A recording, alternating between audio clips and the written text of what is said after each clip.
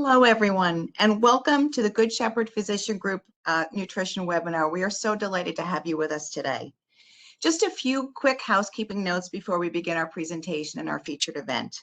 Just a reminder that today's event is a live panelist discussion where our specialists will be discussing a variety of topics around nutrition and health and wellness.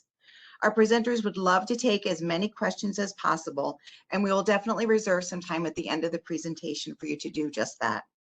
Some questions were submitted ahead of time, but you're welcome to submit a question anytime today using the chat function at the lower right corner of your screen.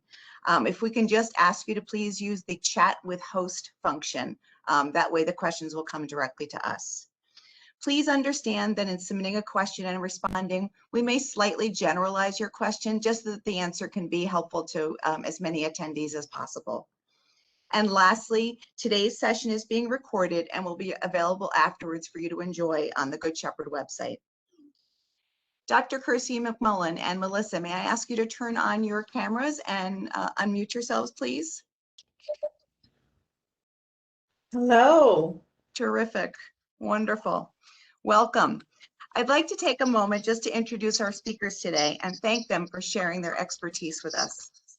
Dr. Ayanna S. Kersey-McMullen has been with the Good Shepherd Physician Group for 5 years and is currently Medical Director of the Good Shepherd Stroke Program. A physiatrist, she focuses on helping her patients make the fullest recoveries possible after accidents, illnesses, and injuries.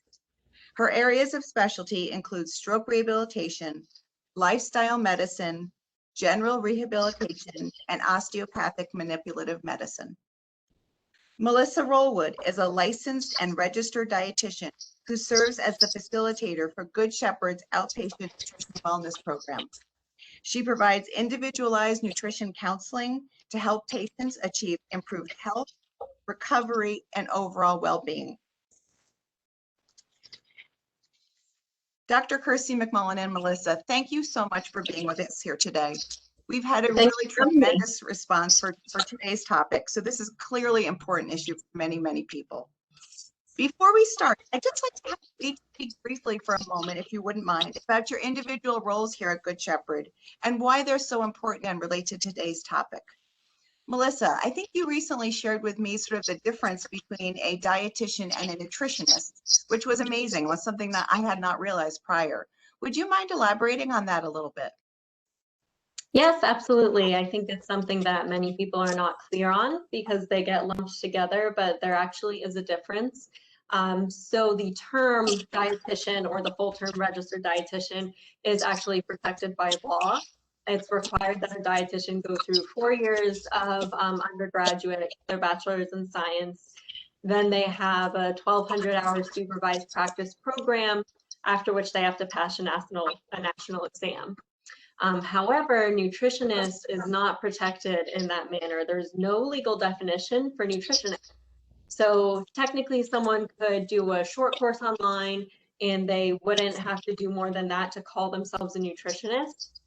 Especially in Pennsylvania, there's no legal thing in place to protect consumers who are seeing someone who they may believe as a nutritionist has the background to be able to help them in their condition. However, in reality, nutritionist really, it doesn't mean much. It doesn't have a legal definition. So that's why it's important to determine, okay, do I feel comfortable seeing a nutritionist, or would I prefer someone who has a little bit more training and can actually legally bill for their services? Terrific. Thank you so much for sharing that. And Dr. Kersey-McMullen, as a physiatrist, can you talk a little bit about what a physiatrist does and why it's so relevant to today's topic? Absolutely. So a physiatrist is a physical medicine and rehabilitation physician. So our specialty focuses on function. So very much like Melissa, we have to do at least 4 years of undergraduate school, and then we do at least 4 years of medical school, and then another 4 years of residency training and perhaps any fellowship training after that. But again, our focus is specifically on helping people to recover from catastrophic illnesses. So the range of that may be from stroke, like myself. So I'm the medical director for the stroke program. So I focus on stroke and non-traumatic brain injury primarily.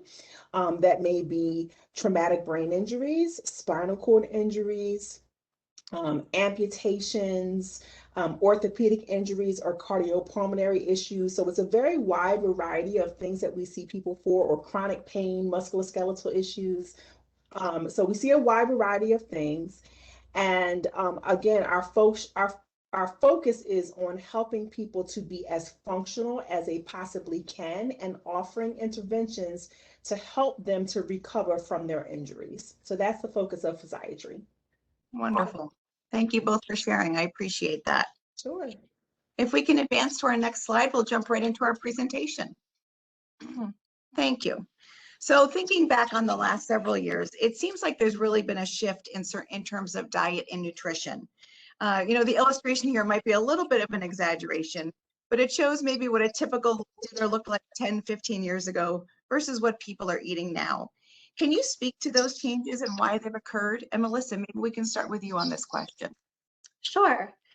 Something I've definitely seen is more and more people are coming to me asking about nutrition, not so much as it relates to weight management. I think nutrition in the past was seen more of, oh, how can I control my weight, whether it's weight loss or weight gain? That's why I do or don't eat these foods. Now I think the perspective has shifted a little bit so that people are realizing the food that you eat does not only affect how much you weigh or how you look, it also affects chronic and acute conditions. It affects inflammation in the body. So that's why it's more important to think of the overall picture, not just of the calorie of a food, but what are the other nutrients that you can obtain from that food. So I'm seeing a lot more about like anti-inflammatory diets and the food we eat and how that relates to mental health. People are also snacking more in between meals, which is seen as a trend of, okay, how can I get an additional nutrient in my day if I incorporate another vegetable or fruit into a snack? In terms of why they've occurred, I honestly think that social media has had a huge impact on the nutrition information we see, which has its good and bad sides. Yeah.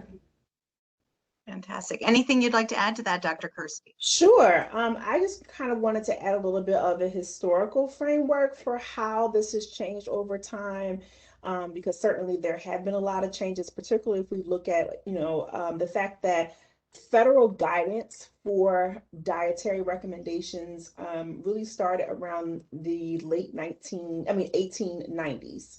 So around 1894 to the early 1900s, there was much more emphasis in dietary recommendations as it related to essential nutrients and how food was used in the body.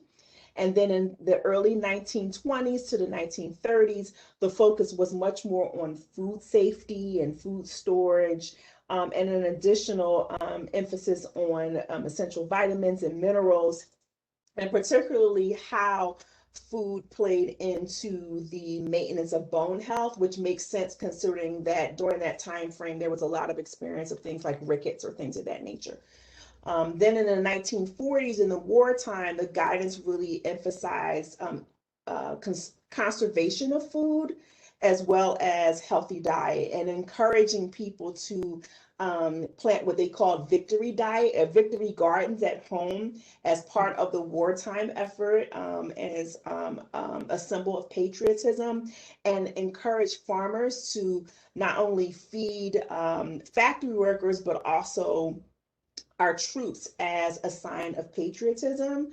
What you also saw during this time was much more of a reliance on processed foods as well as preserved foods. And in addition to that, there were actual recommendations where they would ask people to use things like fat drippings and fat from leftover food to help,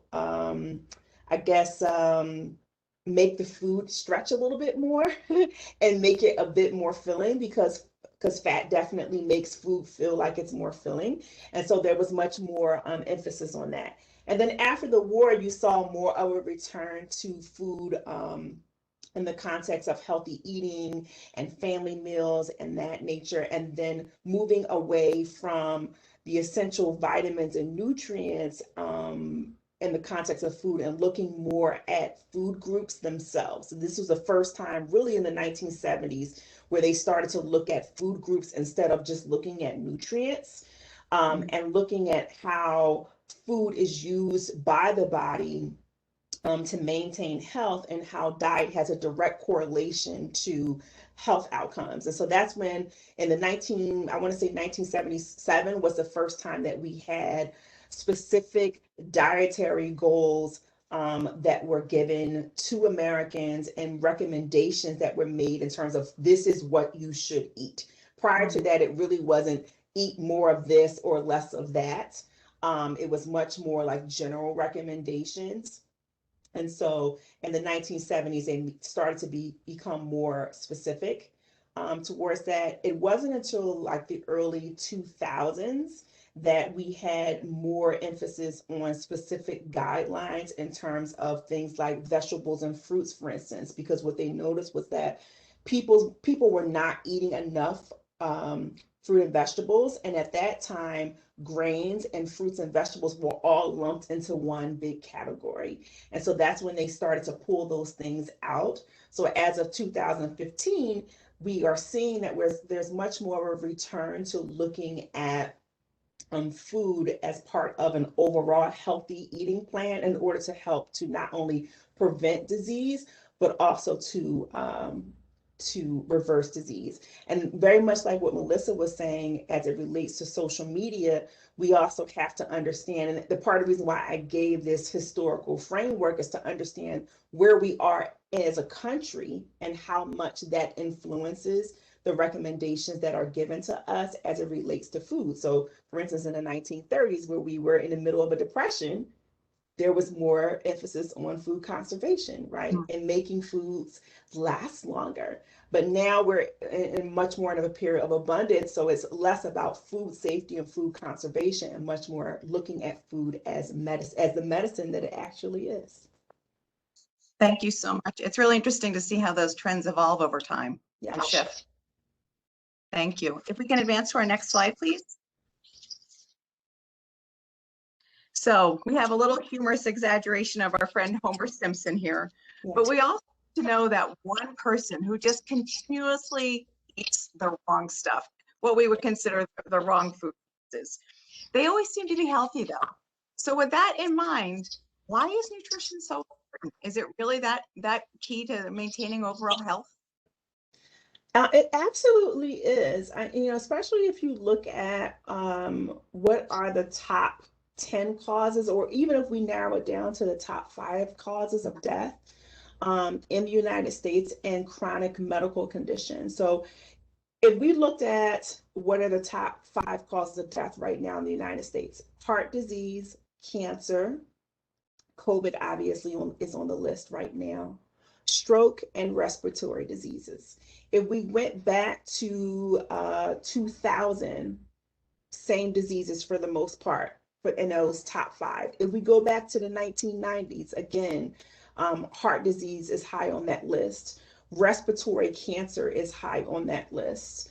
I think I said heart disease already. Gastrointestinal diseases are high on that list, and injuries are high on the list. So when we look at what we consider to be the lifestyle diseases, those are things that happen as a result of exposure to smoking, unhealthy eating, and limited exercise.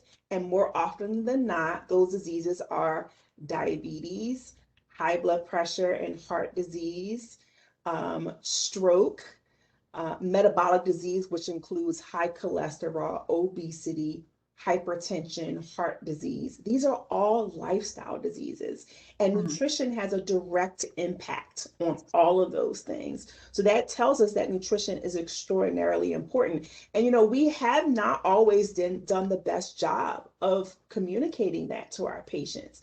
We would say to them while wagging a finger, okay, next time I see you, I need you to lose 15 pounds and get more exercise, without really giving anybody any real concrete guidance as to how they're supposed to achieve that. And very much like what Melissa was saying, the emphasis was so often on losing weight and not necessarily on getting the best health outcomes as they possibly can. So yeah, we have somebody like Homer Simpson, or these people, we say that there's actually a clinical definition of this, but people who are skinny on the outside and fat on the inside, which means that they look thin, they look healthy on the outside, but they tend to have, some of these people can still have what we call visceral fat, which means fat, which is the visceral fat is the scary fat. It's not the little inch you can pinch that's on the outside that might look unsightly, but it's the fat that actually surrounds your vital organs, so your liver, your heart. And these things put you at a much higher risk of experiencing heart attack and stroke and diabetes and high cholesterol and metabolic disease. So don't be fooled by the skinny. You know what I mean? We really want to think about how our food is having a direct correlation and what the health outcomes are, not just how you look. Right, Melissa? Oh, absolutely. I mean, it's how you look and how healthy you are do not always go hand in hand, because honestly, much of that is determined by genetics. And yes, you can work on changing your appearance if that's something you're interested in. But if you don't do it by incorporating those healthier foods, it really won't change your health that much. I want to point out too that all of those top 5 diseases are interrelated. If you have diabetes, you are at higher risk for a stroke. If Yes. you have heart disease, you are at higher risk for a stroke as well. So it's not, you can't take them and pull them apart, because honestly, that's why nutrition as an underlying factor is such a major influence on all of those diseases, because they are so interrelated. Yeah. So Can I make one more point? Because you made a great point about not separating those things. Melissa, you made the point about diabetes and heart disease and stroke and all those things. Sometimes, people are very surprised when I share with them that even things like sexual dysfunction, erectile dysfunction can be directly related to having diabetes, uncontrolled hypertension, uncontrolled atherosclerosis, or high cholesterol. So all of it is definitely is connected. I'm so glad you made that point. Yep, absolutely. I just want to say too, nutrition is a long-term therapy. You know, it's not a pill that you take for a short amount of time, an antibiotic to get over a specific instance. It's for life. It's a great point. Thank you. Appreciate it. Can we move to the next slide, please?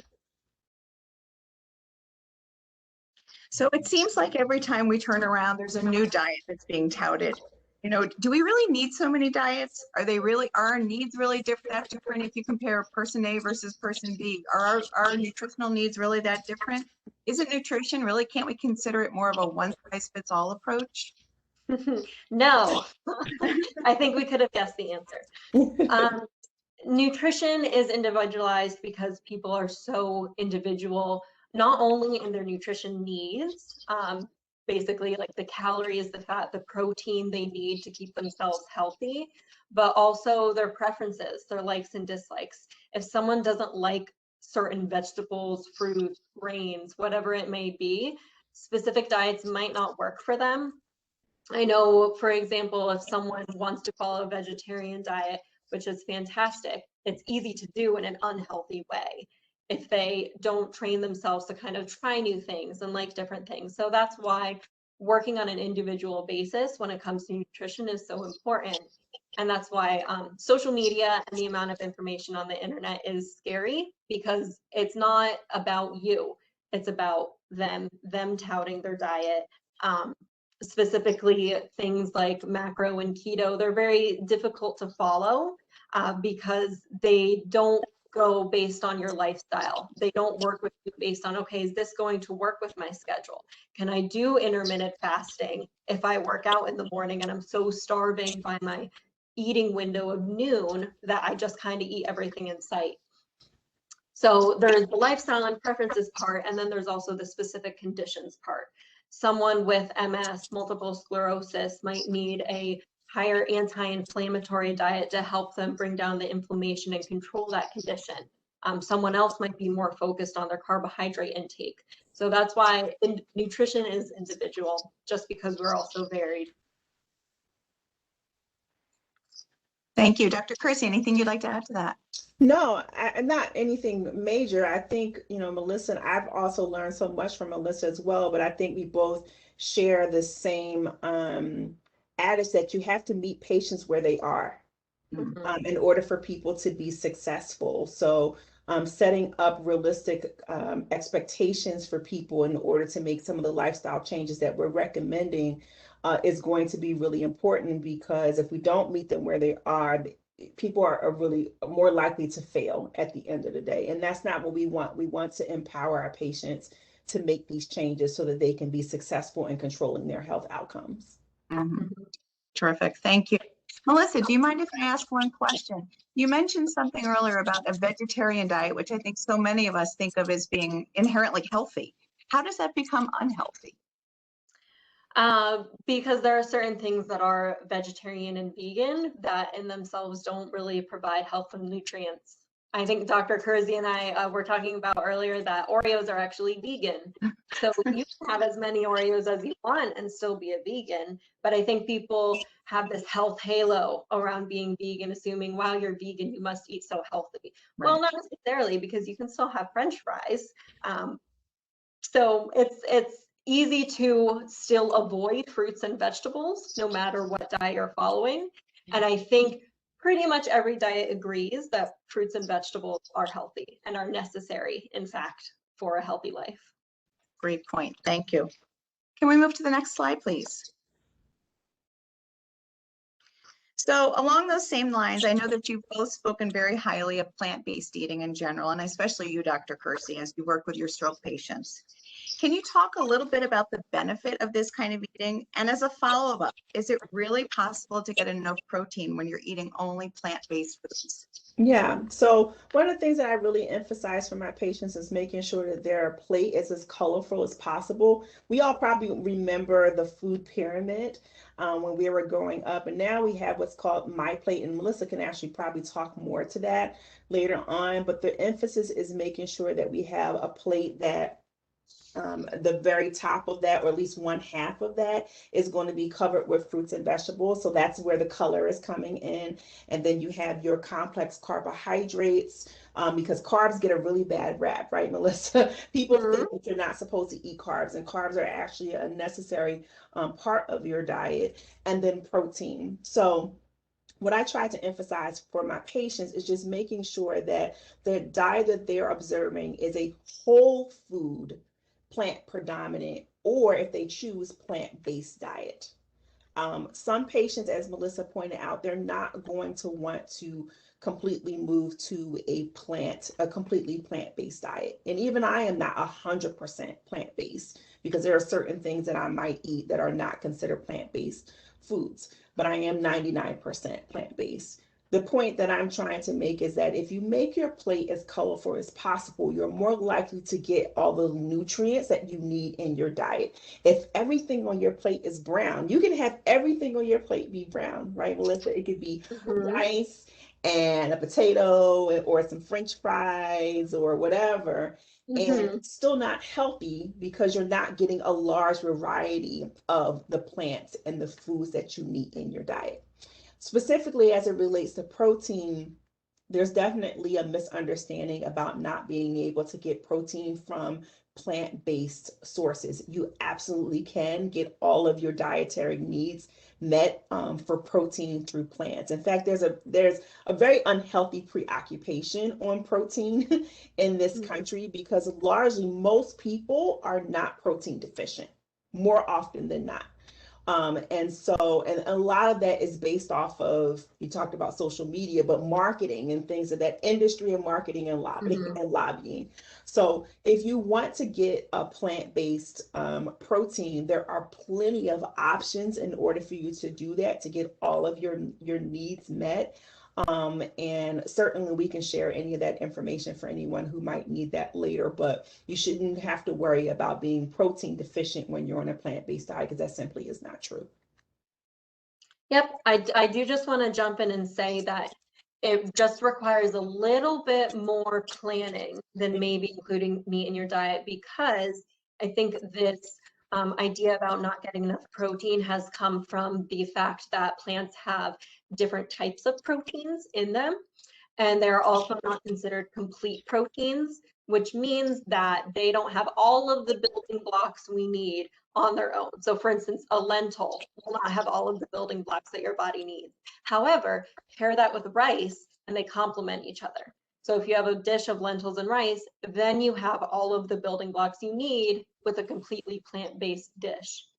That being said, you don't have to, you know, do a Tetris of meals and try and figure out, okay, what am I missing? What do I need more of? Basically, if you eat a variety of plant proteins, you will get all of those protein building blocks that you need. It's just key to make sure you're not eating beans every single day as your protein source. Mix in some tofu, try some quinoa, different types of beans. The only two complete plant proteins are actually soybeans and quinoa, which I just thought was an interesting fact. One word about the colorfulness of a plate is that each color in a food correlates with a different nutrient. Something I just find fascinating. That's why we harp on like, oh, eat the rainbow. That's the reason. It's because they actually do correlate to different nutrients that have different functions within the body. That's really fascinating. Something like a sweet potato might be more similar in its nutritional content to a carrot. Yes, absolutely. Vitamin A. It's fascinating. Thank you. Next slide, please. So if we could summarize the message of today's meeting, it would be to use the words of the ancient Greek physician Hippocrates, who said, "Food be thy medicine and medicine be thy food." Based on both of your experience, food clearly plays a role in preventing illness and in supporting recovery from a wide variety of conditions. We'd love to hear your thoughts on this.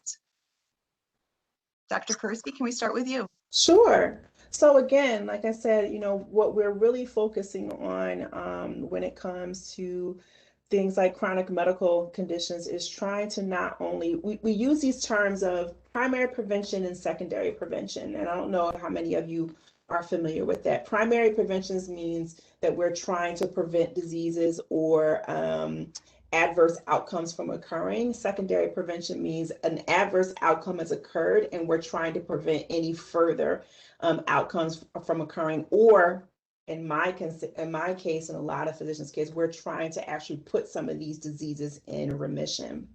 And so using food allows us to really focus our energies on trying to control the chronic medical conditions that put people at risk for having these diseases in the first place. So for instance, and Melissa and I think both touched on this earlier, things like, which is sort of interesting in the context of what we've been going through for the last year and a half, but things like obesity, high blood pressure, high cholesterol, of course, smoking, drinking to excess, drug use, diabetes, coronary artery disease. All of these things, for instance, put you at a higher risk for having a stroke.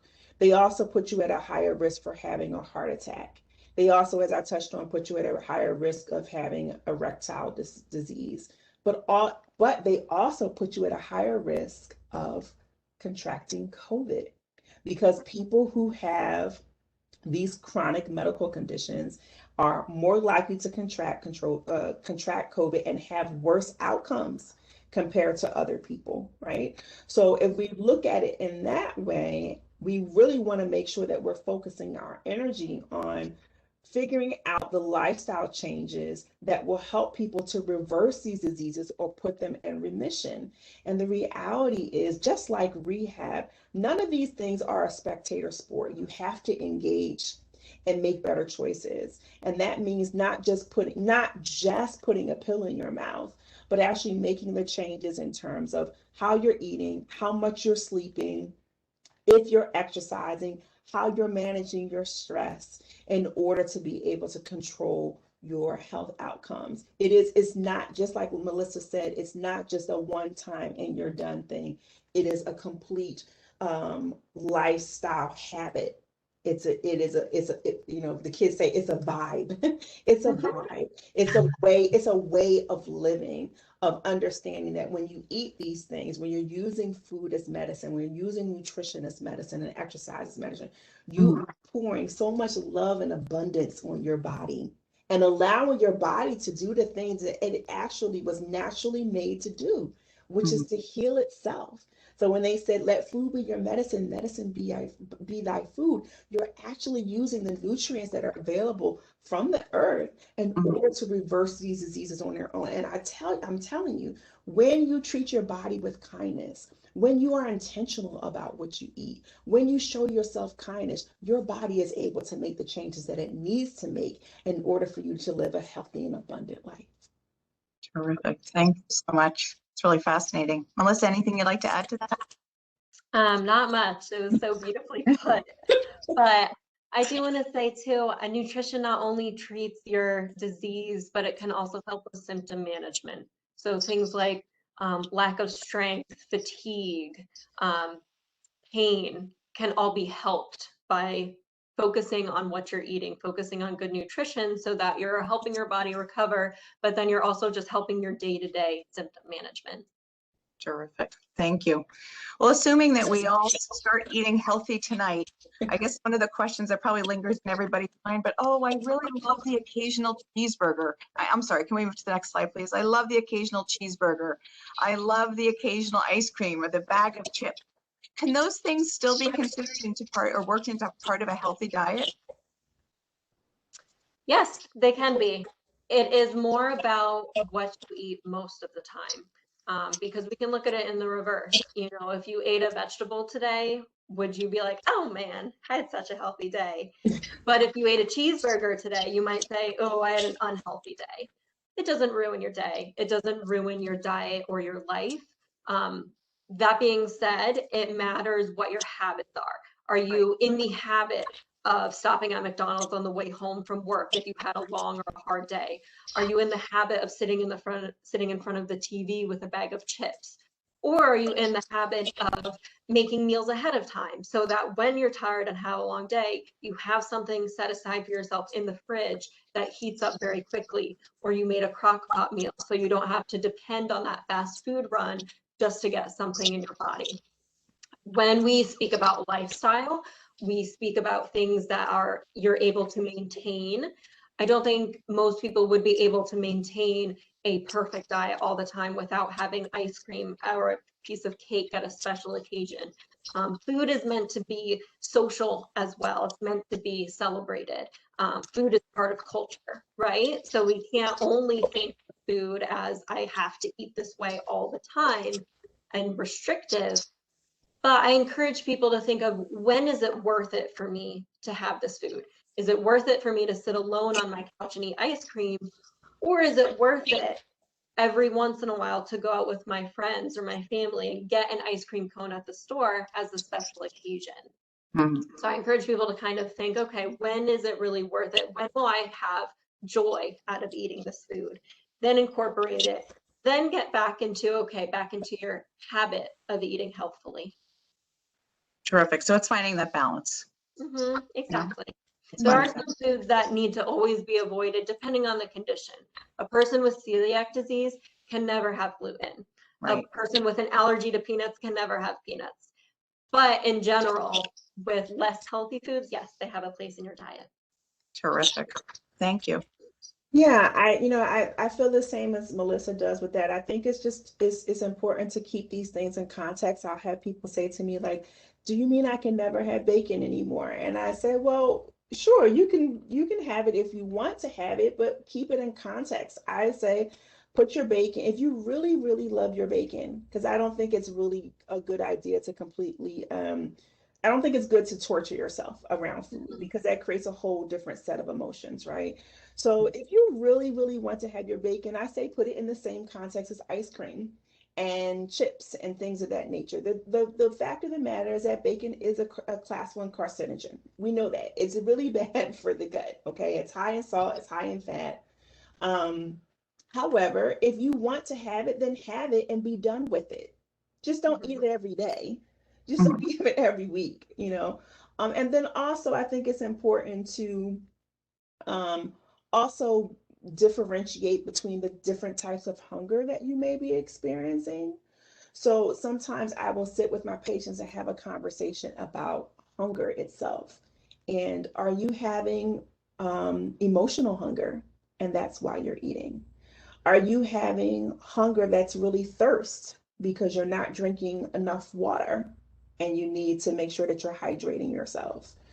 Are you having hunger that's a result of fatigue? And Melissa kind of spoke to that as well. Or are you having true nutritional hunger because one, your body needs the resources, or two, because you're not giving your body enough of what it needs to maintain itself and heal itself. So it's important to kind of have those conversations. And if you're having, for instance, emotional hunger because you're feeling lonely or anxious or angry or whatever, then it's better to kind of have those conversations internally. And then if you need to talk with someone about that to address those issues, because food is not meant, even though food is a social thing that we use socially, food is not meant to be your friend. It's not your priest. It's not your psychologist. You know, it is a tool for your health and wellness. And if we put it in that context, then we're less likely to lean into unhealthy behaviors. And I don't say this because I'm sitting on a pedestal and saying, well, you need to do this. I'm saying this because I have those conversations with myself, so that if I'm eating something because I just really want it,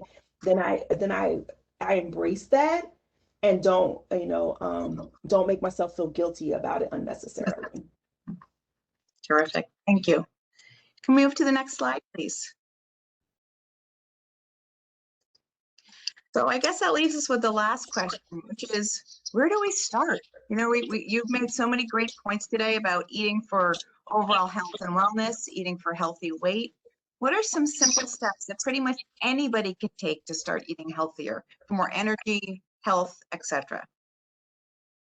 So Dr. Kersey brought this image up earlier. This is what she was talking about when she mentioned My Plate. This is the revamped food pyramid because it's a little bit more applicable to daily life. We didn't eat off of pyramids. This is what our plate actually looks like, or should look like. The main part of this plate is that half of it is fruits and vegetables.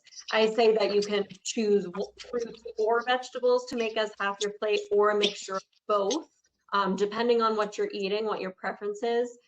Now the recommendation is actually to obtain 5 fruits and vegetables per day, servings of those per day. 3 out of the 5 servings should be vegetables. So if you include a serving with each meal, you still have 2 servings to fit in as snacks, or maybe one of your meals has 2 servings because you're doing a fruit and a vegetable. So I know they used to say 5 to 9 per day. 9 is awesome, but it's a lot. So I think aiming for 5 servings per day is a fantastic way to get started with eating healthier. Variety is key as well. Just like we said, eat the rainbow. You don't want to be eating these same things every day, because you are self-sabotaging by limiting certain nutrients by only eating the same grain, the same protein. I love this plate too because some people, I believe, struggle with portions. They might be eating, oh, I'm eating sweet potatoes, those are healthy, but how much of them are you eating? Or are you eating like a toddler-sized sweet potato, which I've seen in the grocery store?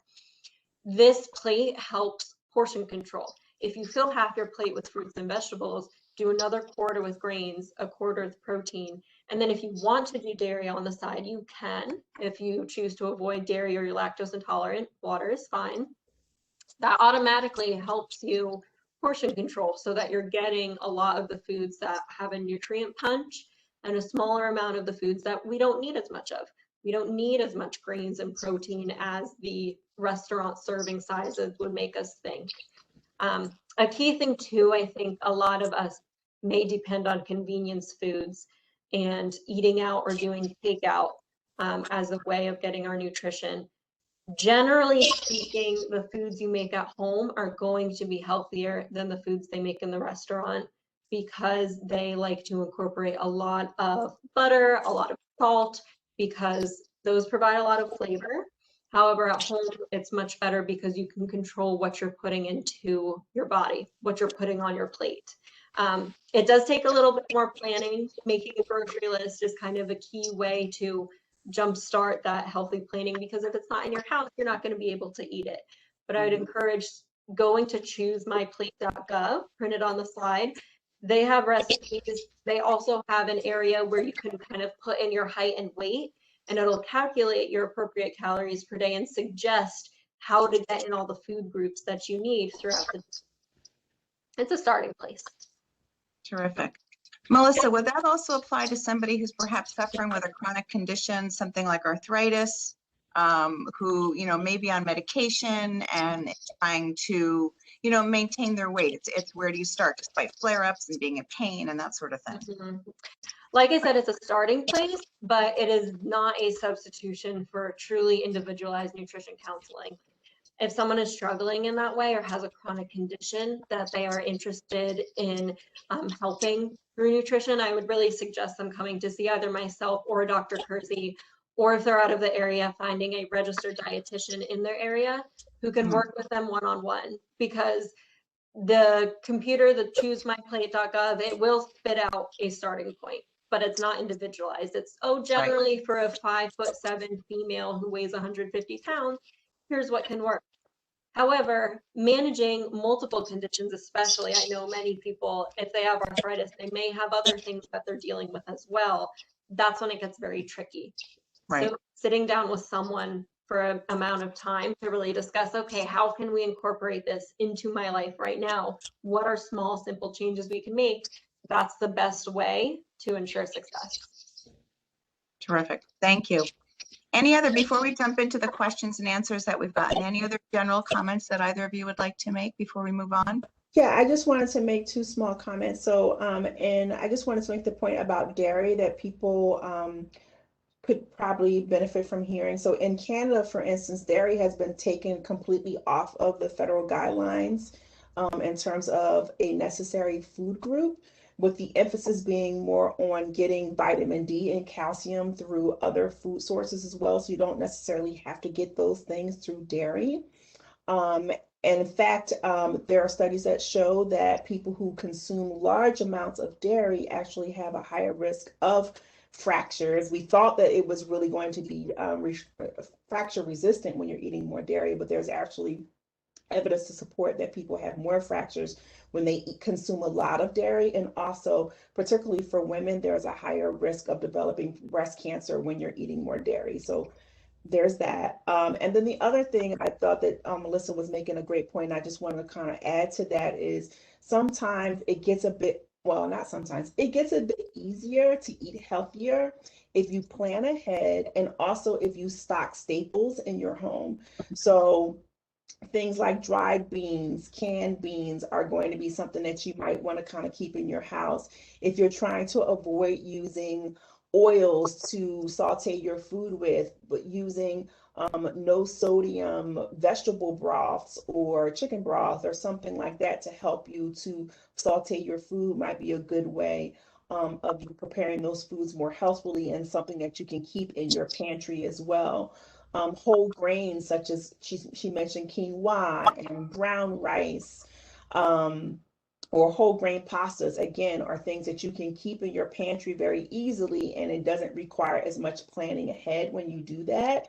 And then a couple little life hacks that I use for myself, for my family, is that, you don't have to get everything fresh in terms of your fruits and vegetables. You can get frozen things, and they're very healthful options for making sure that you're having a variety of fruits and vegetables in your diet.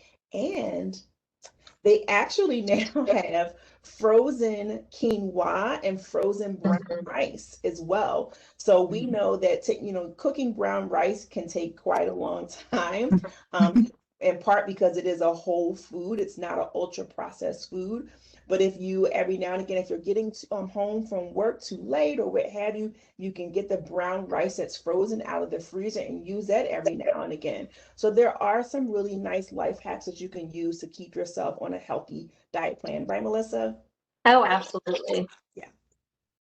It's a great way to marry convenience and health. Yeah. Thank you.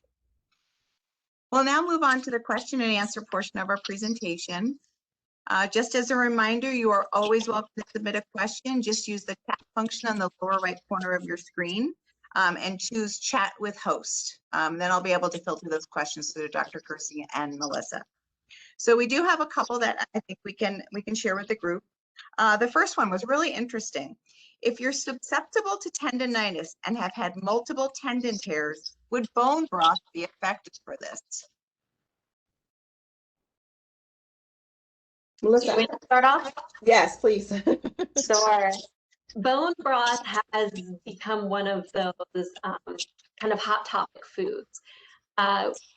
Main reason that it has is because it contains the protein collagen, which is found in bones, also found in skin, and in tendons. So I believe that's where this individual is going, wondering if collagen and bone broth can help heal their tendon. When we eat a protein, whether it's a collagen protein, whey protein, a protein from meat, it gets broken down into its individual components. Then it goes into like a general protein pool in our body, and then it gets reassembled into whatever we need it for, whether it's for wound healing, whether it's protein in a muscle, or whether it's in the tendon. You cannot guarantee where the protein that you're eating is going to go in your body. You can't say, I'm going to eat collagen so that it is collagen in my body. You might eat collagen and it ends up somewhere else in your body as a different type of protein because it got broken down and rebuilt. Bone broth specifically is not going to be a cure for tendonitis. I think it's important to eat a healthy diet. And if you are interested in bone broth, incorporating it can absolutely be part of a healthy diet. I would just warn you about the sodium content. Make sure it doesn't have a lot of added salt in it. And also with things like tendonitis and tendon tears, you want to be doing physical therapy as well to strengthen that area. Dr. Kersey, do you have something to add? No, I completely agree with that. Seeing a physiatrist like myself, your primary care doctor or sports medicine doctor is going to be very important in assessing your tendonitis and your tendon tears potentially. But that being said, you may want to consider an anti-inflammatory diet as well to help you manage some of the symptoms that you're having if you're having chronic tendonitis. But I don't have very strong feelings about the bone broth outside of what Melissa said. But you know, there's a role for diet, but again, I don't know that we should rely specifically on that to heal tendonitis. Yes. Terrific. I do want to say too, I realize that we've mentioned anti-inflammatory diet a few times without really explaining what it is. Anti-inflammatory diet focuses on obtaining those nutrients that have shown in studies to combat inflammation in our body. So chronic inflammation is not healthy for our organs. It is in things like tendonitis. That itis word actually just means inflammation, so inflammation of the tendon. Anti-inflammatory examples would be like fruits and vegetables, specifically berries, even salmon, walnuts, olive oil. Those are all anti-inflammatory. On the other end of the inflammatory things like processed meats, especially.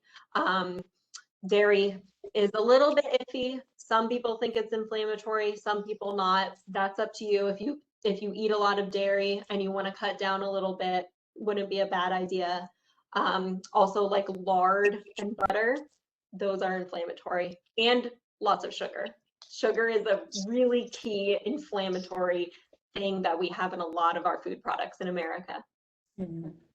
So some other food items that might be considered anti-inflammatory, so things like ginger, turmeric, garlic are considered anti-inflammatory as well. So there are lots of things that you can kind of explore in terms of incorporating those things in your diet. You can, I think Melissa, you mentioned salmon in part because of the omega oils that are in that, but also you can get a good healthy source of omega oils from things like flaxseed. You also mentioned walnuts, which is a great source of that as well. And other nuts will have those in there as well. Terrific, thank you. This is a great way actually to lead into our next question, which is how do we control bloat with nutrition? Should I start off, or Dr. Kersey, if you want to take this one? It doesn't matter. You can go ahead. Okay, I'll be quick. There are just a couple of key things. There are some foods that can lead to bloat. One of them is actually salt, because salt contributes to the amount of fluid you have in your body. So if you're a person that's prone to fluid retention, increasing your salt, you may notice the next day you might actually weigh a little bit more if you ate something that was super salty the night before. It's likely not fat gain. It's actually likely your body is holding on to a little bit more water. There are some like gassy foods that can contribute to a buildup of gas in the intestine that may contribute to bloat. These things are often like broccoli, cauliflower, beans, cabbage. Some people just have a little bit of a harder time breaking those down. If you cook them, they're less likely to cause gas. A way of combating bloat is also going on walks. Honestly, after you eat, if you have some physical activity, it speeds up the digestive process and it can help reduce bloating. If it is a constant thing after every meal you're getting bloated, very uncomfortable or painful, I would suggest seeing a doctor, because there might be another underlying gastrointestinal issue. Mm-hmm. Absolutely. So seeing a gastroenterologist especially might be helpful for that, but also just making sure that, you know, you might want to consider whether or not dairy is contributing to that, because for some people who are lactose intolerant, they may experience more bloating after that. You also want to make sure that you're having a lot of fiber in your diet, because having more fiber will help your body to break down the food a little bit better and have more productive bowel movements.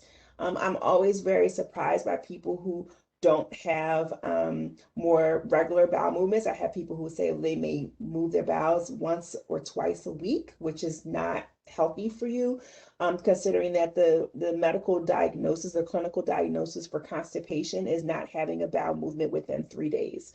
So if you're eating every day, you really should be expecting to have a bowel movement every day, if not every other day. So if you're experiencing a lot of bloating, then you want to also consider that, making sure that you're drinking enough water, getting enough fiber, certainly, as Melissa said, getting exercise, because exercise will actually help to regulate your gastrointestinal system as well.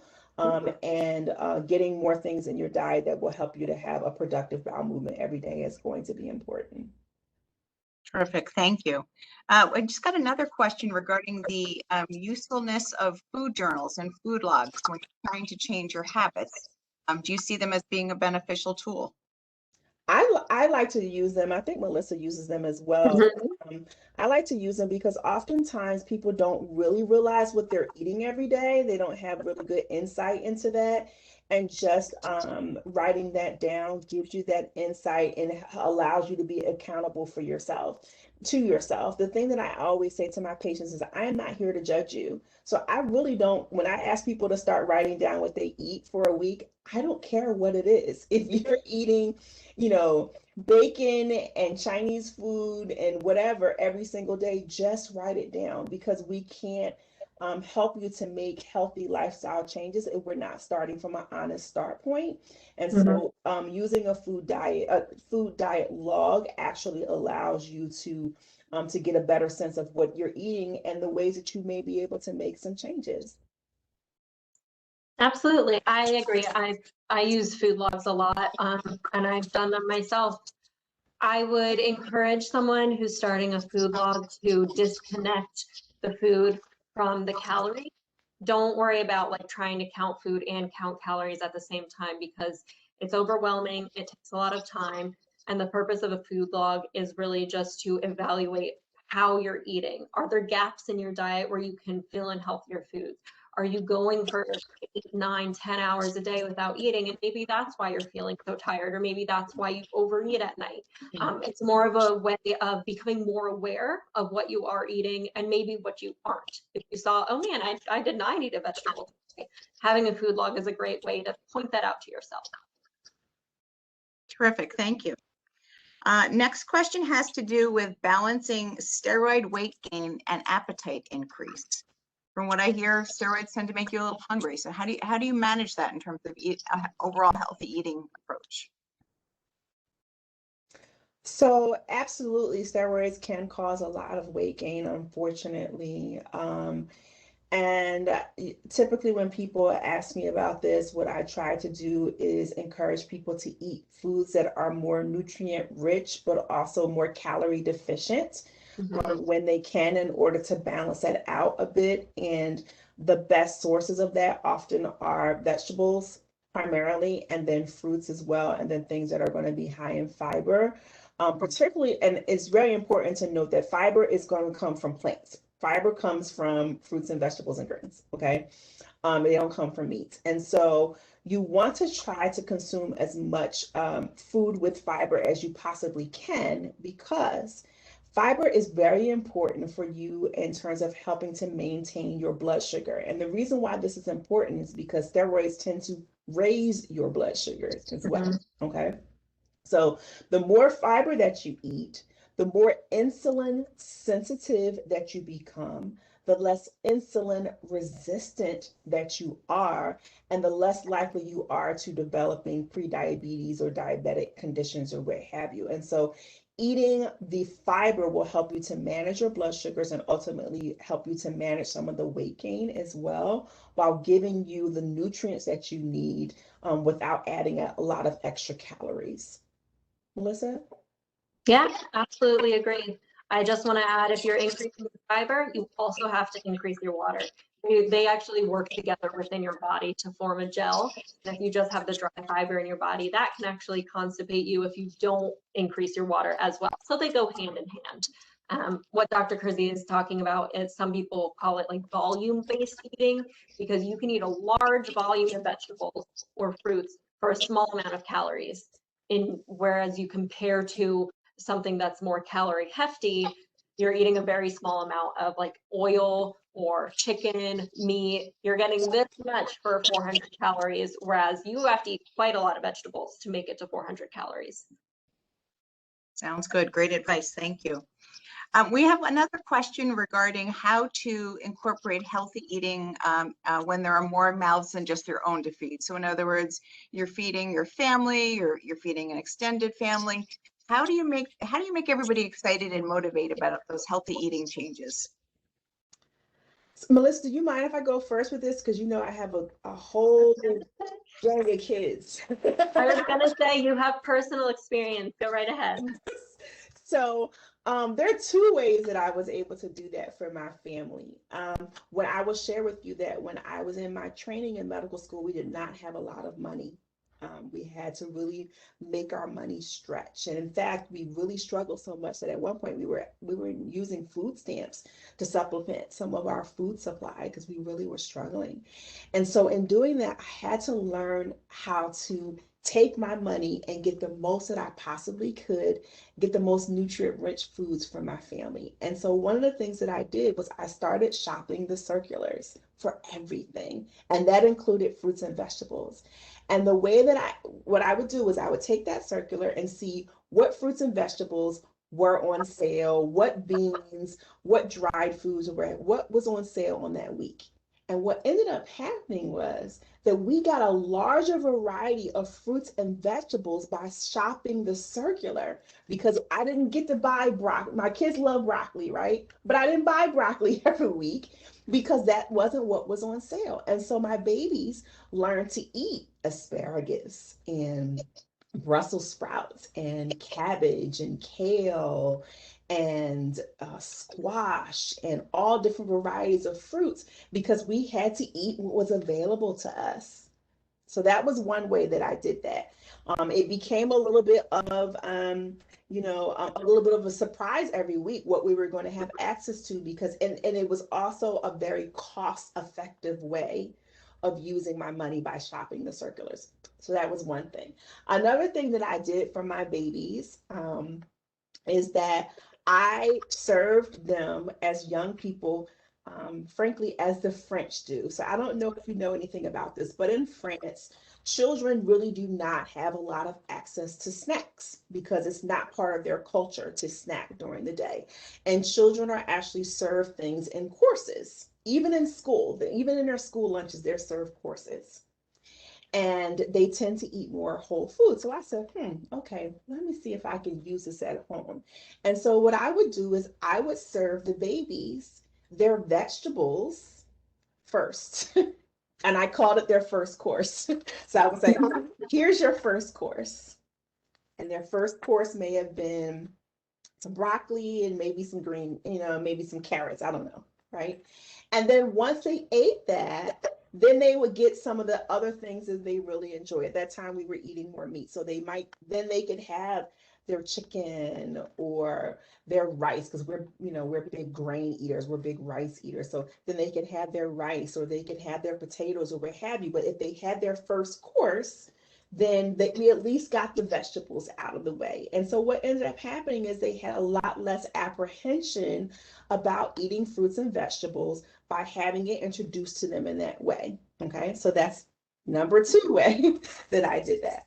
Another way that I have been able to incorporate more healthy eating with my family is by growing some of my own food. I'm very enthusiastic about this because a lot of times people think you need a lot of space to grow your own food, and you absolutely do not. In fact, I've taught people how to grow vegetables just in a big container. So you can grow a lot of things. Last year, I grew cabbages and peppers and tomatoes and kale and collards and different varieties of string beans and sugar snap peas and onions and herbs, all in containers. And I did it because I wanted to show people that I love. You don't need to have a big plot of land in order to do that. You can grow these healthy foods and supplement your food supply by growing them yourself. And what ended up happening was that my family appreciated how much more delicious these things tasted, because 1, they were in season, and 2, we grew them ourselves. And so we were getting them at the peak of their maturity, instead of it having to come from someplace else where it's picked early and it might not taste as good. And so they really learned to appreciate these things. So I'll tell you, my baby who's now 9 years old, one day I was outside watering my plants and taking care of them. And I'm talking to my plants because I'm one of those people who talks to their plants. And my baby came out and he says, "Mama, what are you doing?" And I said, "Oh, I'm just out here taking care of my plants, talking to them." And he said, "You can talk to your plants?" And I said, "Sure, they love it. They're living things, right?" And I'm just kind of teasing him. And he says, "Well, can I talk to them?" And I said, "Sure, you can too." And so he walked up to a sugar snap pea plant. He goes, "You look delicious." And I love telling that story because what would end up happening is sometimes when my children wanted a snack, instead of looking for something in the house that might not be more nutritious, and I tend to not really buy them, but they will go outside and pick sugar snap peas off of the plants or tomatoes off of the plants, and they were so sweet and delicious. They just love them. So it's just about being creative, incorporating your family in some of the foods that you're eating, teaching your children how to cook these foods, growing your own foods, and talking to them about why you're doing it. Not just forcing it down their throat, but having them to appreciate that you're doing this because our food is our fuel and our medicine, and it's going to make us strong and healthy and vibrant. And that has worked really, really well for my family. I think that makes a lot of sense. I think it's very much like cooking. The more you have children involved in things like that, the more they're a part of it. They feel proud. They bring those vegetables in. They've been part of that process. Yeah. So I think you're pointing it to this ends up being. So thank you very much for sharing that. Yeah. Awesome. We do have. I'm sorry, Melissa. Oh, I just said that was awesome. Yeah, very good. Very good. Thank you. We do have one more question, and that is around carbs. And what should your carb goal be for the day? I know we talked a little bit about carbs being considered sort of the villain of the nutrition world. Can we talk a little bit about that just for a moment? Sure. So this is something that can become very individualized. So just for the interest of the group, I'm going to do more of a general overview. You don't want to go under 130 grams of carbs per day. Sounds like a lot, but a piece of fruit like a small peach, a small apple, that's 15 grams of carbs. So you can get up to 130 relatively quickly while still eating healthy foods. The reason for that number is because our brain's preferred method of using energy is actually through carbohydrates. So it's really best for brain function to have 130 grams of carbs per day. A way to calculate it on your own is the recommended percentage of carbohydrates of calories is 45% to 65%. So if you're eating 2,000 calories per day, take 45% of that, then divide that number by 4. That's the grams of carbohydrates you should have in a day. If you're exercising heavily, doing a lot of cardio and endurance exercise, you probably need more carbohydrates. Then you're going to go to that 65% range. 45 to 65% is like the recommended amount of carbohydrates per day. So again, it gets very individualized. So delving more deep into that, you would benefit from actually coming to see me and sitting down with me, and we can go into that a little bit more. I also want to make a point also that where your carbs are coming from is super important. Complex carbs are in things that have fiber and other nutrients. So things like sweet potatoes, things like fruits and vegetables. Simple carbohydrates are all in those refined grains. So like white rice, white bread, sugar in your coffee. Those will be a source of carbohydrates, but they get absorbed into your blood sugar super quickly, which is a lot less healthy for your body. So it's not only about the grams of carbohydrates, but what types of carbohydrates. Terrific. Thank you. Anything you'd like to add to that, Dr. Kersey?